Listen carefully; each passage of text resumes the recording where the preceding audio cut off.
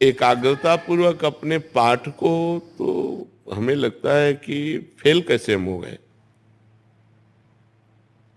आपके ग्रंथ इतने बड़े बड़े नहीं, हमारे ग्रंथ इतने मोटे मोटे हैं। स्वाध्याय हर चीज का 10 साल पहले पढ़ा होगा, अगर वो बात पूछोगे तो अभी 10 मिनट में पूरी उसकी व्याख्या करके बता देंगे।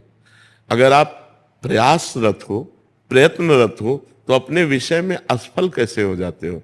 या तो आप ब्रह्मचर्यहीन हो रहे हो, इधर उधर प्रपंच कर रहे हो, अपनी पढ़ाई से विमुख आचरण कर रहे हो, मनोरंजन कर रहे हो। नहीं तो बच्चा, अपने चैप्टर को हमें 1 साल दिया जाता है, 1 वर्ष दिया जाता है अपने चैप्टर को कंठस्थ करने के लिए, पुष्ट करने के लिए। कितनी पढ़ाई होगी।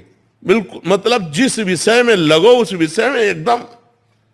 तो हम कह रहे हैं तुम्हारा जो चैप्टर है हम उसे कंठस्थ कर सकते हैं। तो हम इतने कमजोर क्यों हैं कि हम फेल हो जाते हैं।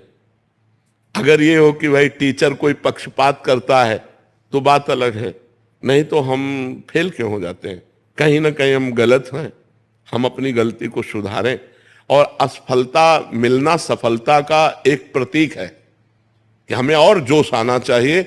आप जीवन में कभी असफल नहीं होंगे। रात दिन पढ़ाई करो, ब्रह्मचर्य से रहो, भगवान का नाम जप करो, माता पिता की आराधना करो। कौन सी उन्नति जो तुम्हारे चरणन चूम ले, कौन सी उन्नति जो चरणन चूम ले।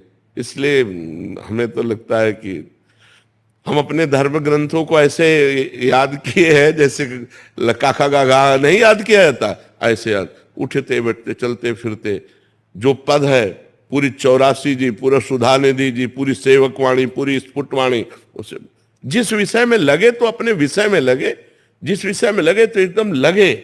तो आप फेल कैसे हो गए। अपने विषय का ज्ञान आपको क्यों नहीं है। ऐसा तो कोई चैप्टर प्रश्न दिया नहीं जाता जो क्लास का ना हो। मान लो आप 12वीं में हैं तो 12वीं के क्लास के अंतर्गत ही आपको दिया जाएगा। ऐसा नहीं है कि आपको आगे का दिया जाए। आप जितनी क्लास में